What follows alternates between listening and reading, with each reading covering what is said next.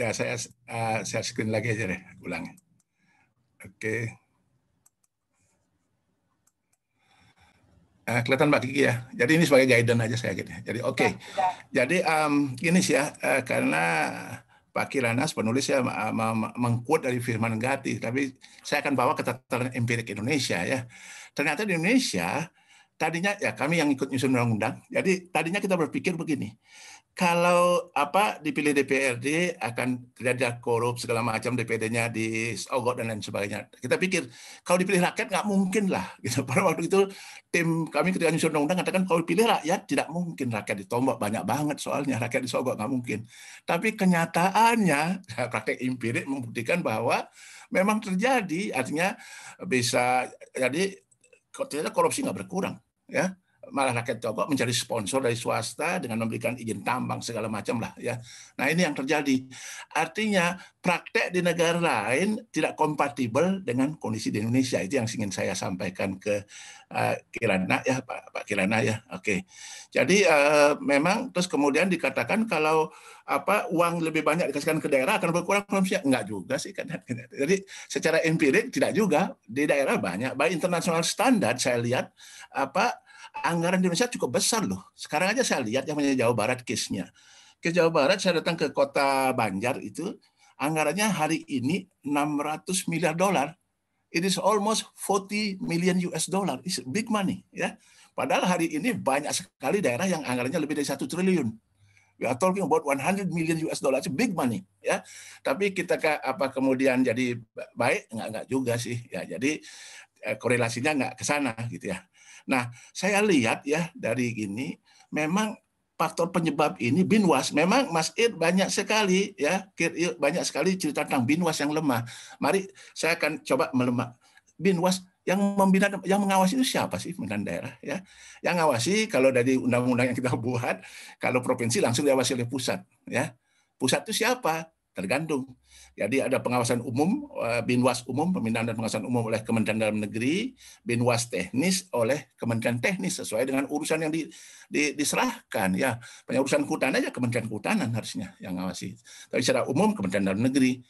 Apa bedanya umum dengan teknis? Di PP juga ada, di PP 12 ya. Umum artinya apa urusan diserahkan, NSPK-nya ada, terus lembaganya ada, personil ada, anggarannya ada, terus pelayanannya publik ada. Kalau teknis, secara teknis bagaimana? Teknis pendidikan, teknis kurikulum, bagaimana standar. Nah ini permasalahan di Indonesia, kalau Anda explore lebih bagus adalah antara Binwas umum dan Binwas teknis ini tidak nyambung sering. Koordinasinya lemah sekali. Jadi masing-masing KL ya sibuk dengan urusannya masing-masing. Nah, jadi terus kemudian yang saya lihat, kalau terus kabupaten kota yang ngawasin siapa sih? Yang ngawasin gubernur sebagai wakil pusat. Ya, nah ketika gubernur wakil pusat, ini jadi masalah. Kenapa masalahnya? Karena sistem elektoral kita ini tidak memungkinkan, sulit jalan bagus ya. Artinya gini, seorang gubernur akan enggan keras gitu ngawasi kabupaten kota karena ketika pilkada dia bisa dikerjain di sana nantinya. Ya, ini lagi persoalannya ya. Bisa aja dia dikerjain. Jadi cenderung kalau yang sifatnya formalitas yang lantik bupati, rapat forkompimda jalan, tapi begitu kenapa pendidikan SD SLTP lemah? Sulit. Kenapa banyak puskesmas nggak bagus? Nah, di sini kurang bertaji gitulah gubernur. Kenapa ya? Karena saya khawatir sistem elektoral kita tidak mendukung. Ya kalau negara-negara yang saya lihat, kalau artinya kan gubernur dipilih pusat, ya diangkat oleh pusat bisa keras. Tapi kalau gubernurnya juga dipilih rakyat, bupati wali kota dipilih rakyat oleh rakyat yang itu juga, ya ini yang menjadi masalah dia. Ya, oke. Jadi, nah kemudian kenapa korupsi banyak? Saya lihat memang ada kaitannya dengan civil society, dengan masyarakat ya. Social control-nya lemah di Indonesia. Kenapa? Kalau kita bedah, uangnya daerah itu kan sebagian besar itu datang dari pusat, DAU. Nah, ini yang menjawabkan. Jadi rakyat nggak merasakan uang mereka langsung yang dikorup, gitu, kecuali orang-orang yang ngerti ya. Jadi selalu rakyat merasakan, ini kan uang pemerintah, jadi kurang. Nah beda sekali dan kalau kita iuran RT, iuran sampah nggak diangkut, kita ribut. Iuran desa untuk jalan desa nggak diangkut, kita ribut. Gampang sekali akuntabilitas ya, relasi antara pemerintah dengan yang dipilih dekat sekali ketika rakyat sendiri yang sebagai taxpayer yang membayar ya. Ini kan pajaknya kan tidak langsung, pajak penjualan, kita beli permen, kena pajak. Nah itu kan kemudian datang ke pusat kasihkan ke daerah bentuk DAU. Ini juga, dan kemudian yang menyebabkan banyak korupsi juga check and balances tingkat lokal juga nggak ada. Jadi harusnya kan DPRD mengawasi, ya, inspektorat mengawasi, itu nggak jalan itu, ya. Maka pengawasan lebih cenderung kepada eksternal, kepada KPK, BPK. Persoalannya kan apakah si eksternal ini mengerti tentang aspek kelembagaan? Contohnya kayak gini ya, SOTK bengkak. Apa paham orang BPK bahwa SOTK bengkak, ya, struktur organisasi tenaga kerja bengkak, personil tidak basis merit, ya, alokasi yang tidak fokus, ya, lokusnya juga salah, cenderung bagi-bagi anggaran saja, ya, dan kemudian kolaborasi malah antara kepala daerah dengan DPRD, sehingga artinya ini yang terjadi. Inilah hal-hal korupsi yang secara pendekatan kelembagaan yang dalam arti luas itu, ini yang kurang tersentuh. Nah, ini yang jadi kesannya seolah-olah ada pembiaran gitu. Sehingga ini kan maka muncul raja kecil dan lain sebagainya. Jadi memang saya lihat demokrasi desentralisasi akan berhasil. Satu, rule of the law jelas, aturan mainnya jelas. Ya Pak Kirana juga sudah mencetuk itu, law, aturan hukumnya jelas, tidak, tapi kemudian tidak tumpang tindih. Dan law enforcement-nya juga jelas, ya. Nah, di Indonesia saya khawatir law enforcement ini yang kurang, ya. Jadi saya ambil yang Anda katakan Aswa dan Maguire, ya, Anda quote yang katakan bahwa peningkatan output tidak terjadi karena pemerintah pusat kurang mendorong Pemda agar terlibat dalam aktivitas ekonomi. Itu argumennya si itu yang Anda quote, Maguire, ya. Tapi persoalan di Indonesia padahal nggak kurang-kurangnya orang pusat mendorong orang daerah. Makanya di undang-undangnya kita ada meningkatkan daya saing daerah, tidak mendorong. Tapi kenapa demikian? Artinya fasilitasi pembinaan dari pusat saya khawatir agak kurang kepada pemerintah daerah. Nah, dan yang penting juga saya lihat kapasitas elit, ya, kapasitas elit lokal, ya. Tiba-tiba aja orang tanpa suatu pengalaman yang cukup jadi kepala daerah karena dia punya resources yang kepala daerah. Tiba-tiba saja orang tahu-tahu jadi DPRD, ya, tanpa pengalaman yang cukup dalam bidang pemerintahan. Nah, ini juga akan merusak proses desentralisasi di daerah, ya. Ya. Sisi lainnya, ya, saya akan cepat saja, persiapan nggak ada. Jadi kalau kita lihat, ya, Indonesia itu kan otonominya is not by design, ya, by accident kalau saya boleh. Karena reformasi udah baru gagal menghadapi krisis, ya, jadi reformasi tiba-tiba jadi shifting paradigm, ya, dari sentralisasi ke desentralisasi. Nah, tanpa persiapan kapasitas yang cukup untuk itu, ya. Jadi yang kemudian terjadi ada reformasi yang nuansa politiknya kencang sekali, ya, pilkada langsung, terus kemudian pada waktu awal reformasi kita lihat pertanggungjawaban LPJ, laporan pertanggungjawaban kepala daerah kepada DPRD karena DPRD yang memilih. Nah, ini yang sering jadi persoalan, ya, pemberian otonomi luas-luasnya tanpa dibandingkan dengan capacity building. Nah, akhirnya apa yang terjadi? Memang dua pihak, yang satu orang pusatnya tidak siap kehilangan kekuasaan, itu satu, ya, yang saya rasakan karena saya orang pusat juga dulu. Dua, orang daerah yang tidak siap menerima kekuasaan yang begitu banyak. Ya, ini artinya tidak ada persiapan. Memang ada percontohan otonomi waktu Orde Baru, tapi tidak cukup, ya. Jadi aspek politiknya jarang disentuh, paling penyerahan secara bertahap urusan pemerintahan. Jadinya padahal perubahan politiknya yang luar biasa terjadi di Indonesia. Perubahan manajemennya kurang sekali. Nah, ini yang terjadi. Artinya kaya dalam nuansa politik, lemah dalam nuansa manajemen. Nah, ini yang terjadi. Terus jangan lihat, saya juga bingung. Apa sih korelasi dengan pendidikan? Saya sih nggak bisa mengatakan. Yang jelas pada tahun 99 ketika terjadi reformasi, tingkat pendidikan di Indonesia baru 7,2 tahun. Itu yang saya katakan, kok kenapa di Eropa Timur orang cepat sekali berubah, ya?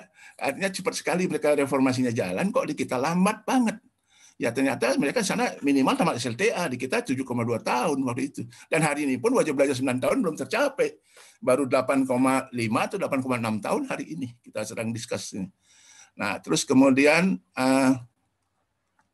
jadi saya juga akan mencoba, ya ini. Oke, saya lihat sebentar, Mbak Kiki, saya akan baca. Oke, dua.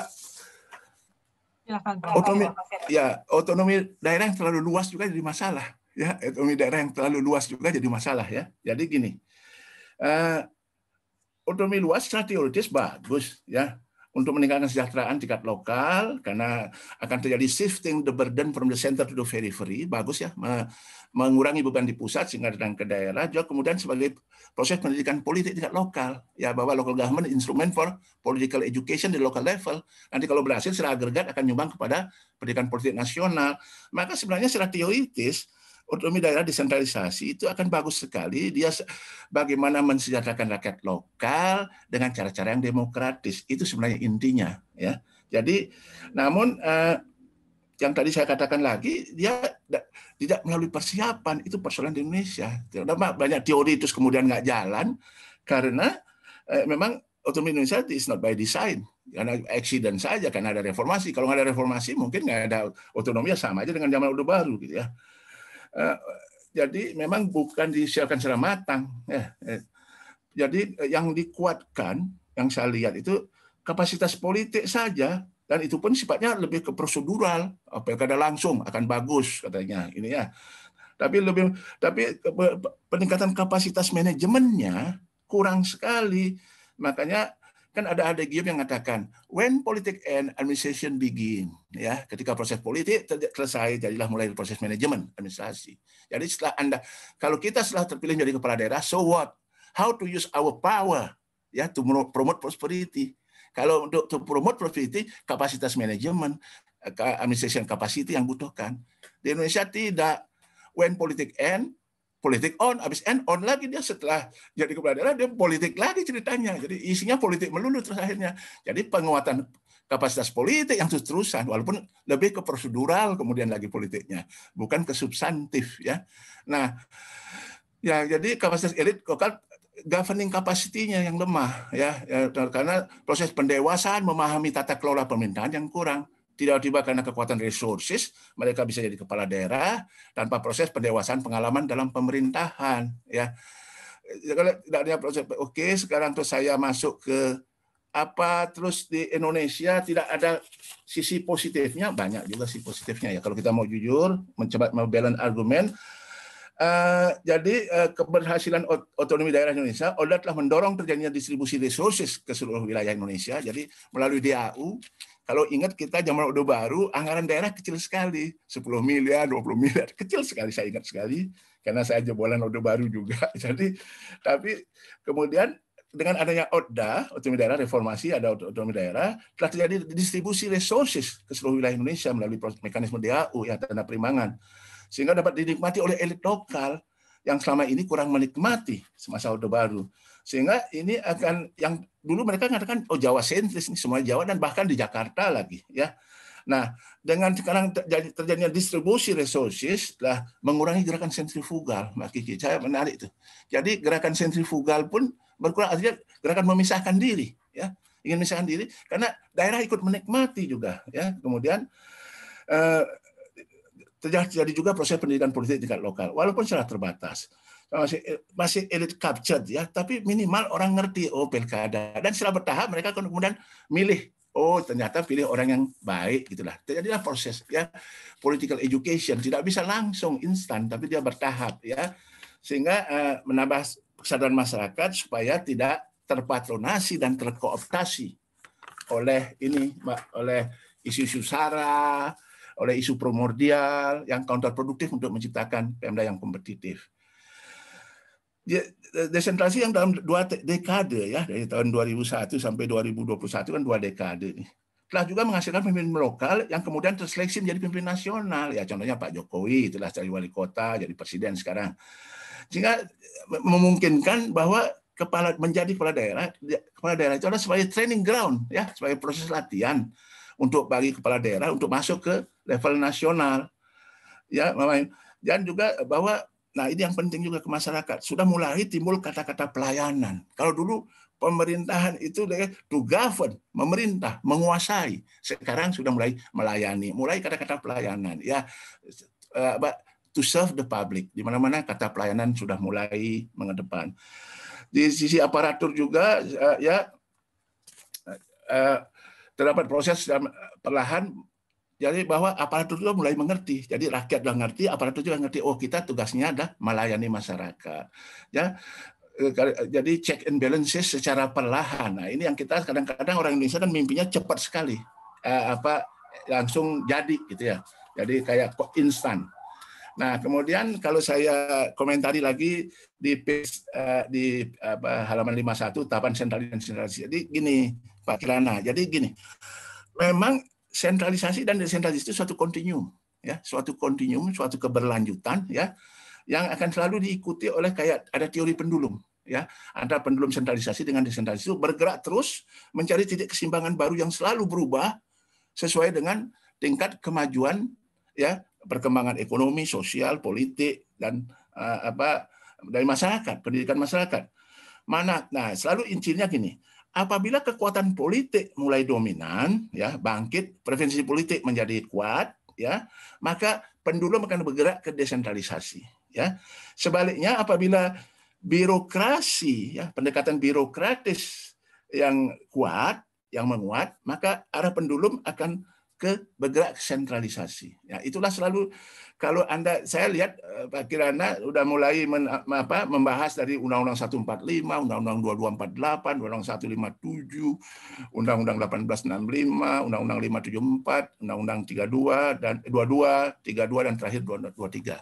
Apa yang dilihat memang pendulum antara sentralisasi dengan desentralisasi itu bergerak sesuai dengan kondisi keadaan yang terjadi pada waktu itu.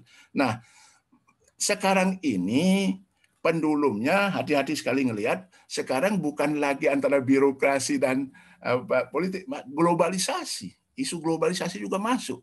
Globalisasi menuntut kepada penguatan comparative advantage dan competitive advantage dari pemerintah daerah, ya, dari negara supaya bisa bersaing, tidak kolaps, ya. Oke.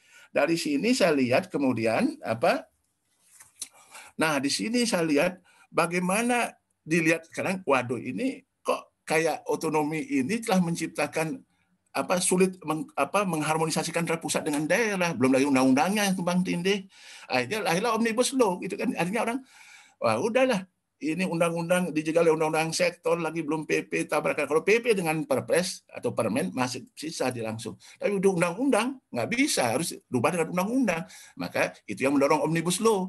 Nah, ini kalau kita lihat itu terjadi pendulum itu menuju kembali ke sentralisasi. Ya, kenapa? Karena pemerintah dituntut oleh tekanan globalisasi untuk bisa bersaing dengan dunia luar. Nah, ini yang kadang-kadang bisa paham nggak kita di Indonesia bahwa memang dunia itu selalu berubah, ya. Yang sekarang tekanan globalisasi, tekanan internal aja antara politik dengan birokrasi, ya. Birokrasi terutama berkolaborasi dengan militer melahirkan sentralisasi.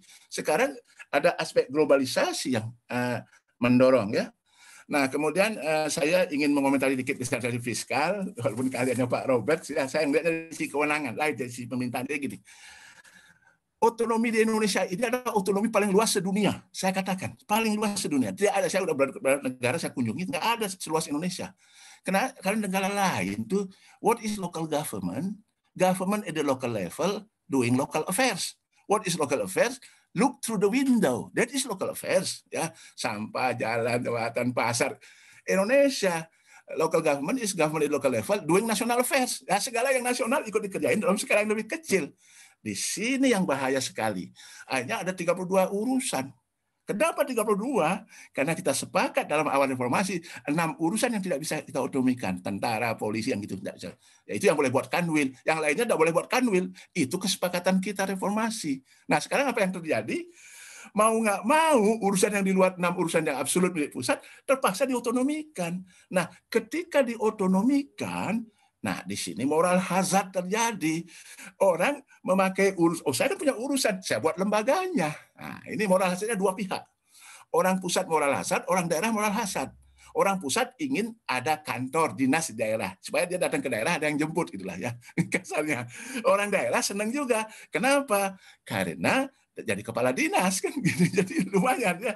Nah, dua hal ini yang kemudian implikasinya apa? Ke desentralisasi fiskal, membutuhkan overhead cost tinggi, ya. Ini memang disinggung oleh Pak Kirana, ya. Ketika overhead cost tinggi, so what, gitu kan jadinya kan. Akhirnya dari 100% APBD, 50% lebih itu habis untuk gaji PNS.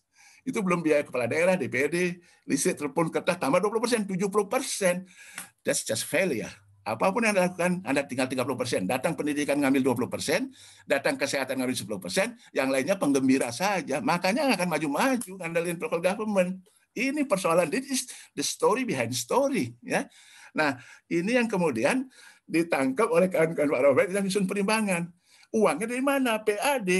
Celakanya horizontal inequality, ketimpangan horizontal. Yang kaya cuma kota saja. Ya, jadi yang lain miskin, terpaksa pajak-pajak diambil ke pusat yang gemuk, yang miskin kasih daerah. Sumber daya alam hanya ada di 6 provinsi, ada 28 yang tidak, makanya ditarik ke pusat, dikembalikan ke daerah dalam bentuk dana perimbangan.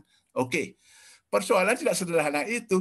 Kalau dalam perimbangan by international standard sudah besar, yang salah apa? How to manage that money. Nah, ini yang salah. Habis untuk spending birokrasi, baik politik maupun karir. This is the core problem dari persoalan yang kita hadapi. Oke, saya tutup dengan rekomendasi. Jadi, bagaimana sih rekomendasi? Ya, jadi gini, Mbak Kiki ya. Jadi pertama momentum, apa salah otonomi Indonesia? Nothing wrong with that one. Ya, yang salah adalah bagaimana kita merevitalisasi otonomi luas ini. Karena kalau bagus otonomi Indonesia, dia bisa jadi contoh dunia. Karena begitu luasnya kewenangan yang kasih ke daerah, this is shifting the burden from the center to the periphery. Sangat bagus sekali. Cuman memang di sini yang kedua lahir. Evaluasi, pusat harus berani evaluasi. Tujuan at the very end itu apa sih tujuan Pemda itu? Mensejahterakan rakyat. Rakyat sejahtera apa sih? Ya kan ke sana ya. Satu, tersedianya pelayanan dasar. Kedua, kembangkan sektor unggulan. Ya, jadi pelayanan dasar apa yang harus dikerjakan? Pendidikan, kesehatan, sosial, yang gitulah, infrastruktur. Nah, sektor unggulan, seluruh daerah nggak lebih 3 sektor unggulan. Saya udah exercise ya. 10 dinas saja cukup kok untuk memakmurkan rakyat. Pelayanan dasarnya 7, sektor unggulannya 3, plus support staff kayak kepegawaian keuangan 15. Hari ini tidak ada itu lebih, Mbak Kiki, 25, 30, 35, oh banyak banget itu. Habis uang struktur. Nah, tanggung jawab siapa? Tanggung jawab akhirnya presiden harus berani evaluasi. Suruh Menpan RB evaluasi itu. Nggak perlu cut off aja gitu ya. Ya kemudian ya right sizing dari SOTK ya. ASN, kemudian kalau udah SOTK-nya benar, ASN-nya. Jadi memang ASN-nya harus diinikan kompetensi berbasis merit. Ya ini celakanya sering sekali orang politik karena kepala daerah. Saya ingat sekali waktu nyusun undang-undang ASN, kami usernya katanya. Masa kami nggak ikut katanya? Akhirnya si user ikut, celakanya. Nah kadang-kadang user ini kan kapasiti pemerintahannya belum cukup, pengalaman tiba-tiba dia jadi bos. Ya. Nah, dia selalu alasannya, ini kami yang tahu. Kami yang ngerti chemistry-nya katanya. Waduh, celaka. Bukan kompetensi, chemistry yang dicari. Waduh. Jadi ini yang membuat orang tidak tenang jadi pejabat sekarang. Dikit-dikit diganti, dikit-dikit diganti. Tidak ada security of tenure. Gitu ya. Terus alokasi anggaran. Harus berani kita. Jadi gubernur ketika ngecek anggaran bupati wali kabupaten kota, cek benar nggak sesuai dengan problem yang mereka hadapi untuk memakmurkan rakyat. Harus berani karena provinsi yang mengevaluasi anggaran kabupaten kota dan pusat Kemdagri yang mengevaluasi anggaran provinsi. Apakah anggarannya sudah in the right time to attack the problem? Itu yang makanya saya lihat udah lokasinya bagi-bagi rame-rame, udah itu fokusnya pun nggak jelas. Apa sih persoalannya sebenarnya? Jadi lokus dan fokusnya bermasalah, Mbak. Ya. Terus kemudian check and balance antara KDH dan DPRD itu agak susah dengan sistem multi-party system kayak gini sekarang di Indonesia. Pelayanan publik yang penting. At very end, kemakmuran itu apa sih pelayanan publik? Pelayanan publik itu harus murah, mudah, sederhana prosedurnya, dan komplain handlingnya jelas. Kalau saya nggak dilayani, kemana saya? Ya, ini yang nggak jelas sekarang. Ya. Oke, Mbak, ini terlalu panjang, maaf aja ngisi waktunya Pak Robert tadi kan dia. Oke, saya akhiri. Wassalamualaikum warahmatullahi wabarakatuh. Aduh, matur